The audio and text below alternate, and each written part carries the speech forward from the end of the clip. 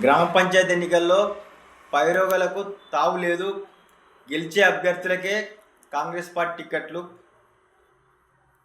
స్థానిక ఎమ్మెల్యేల మాటకి విలువిచ్చి కాంగ్రెస్ పార్టీకి వ్యతిరేకంగా నిలబడకండి. గ్రామ అభివృద్ధి జరగాలంటే ఏకగ్రీవంగా కాంగ్రెస్ పార్టీ అభ్యర్థులను గ్రామాలలో ప్రకటించుకోవాల్సి ఉంది. గ్రామ పార్టీ అధ్యక్షులు, గ్రామ కమిటీలు. రేవంత్ అన్న ప్రజాప్రభుత్వం 2 సంవత్సరాలు చేస్తున్న ప్రజా కార్యక్రమాలను గ్రామాల్లో ప్రచారం చేసుకొని 100% ఫలితాలు మనము కాంగ్రెస్ పార్టీ అభ్యర్థులను గెలిపించుకుంటే రాబో 10 ఏళ్ళు కాంగ్రెస్ పార్టీ అధికారంలో ఉంటుంది. ఒకవేళ టికెట్ రాని వాళ్ళు కూడా అసంతృప్తి చెందాల్సిన అవసరం లేదు.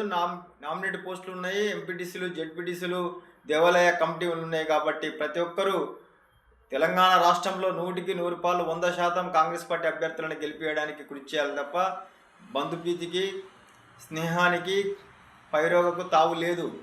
అందరము కాంగ్రెస్ పార్టీ గెలుపు కోసం రేవంత్ అన్న నాయకత్వంలో, ఎమ్మెల్యేల నాయకత్వంలో పనిచేయాల్సిన అవసరం ఉంది. జై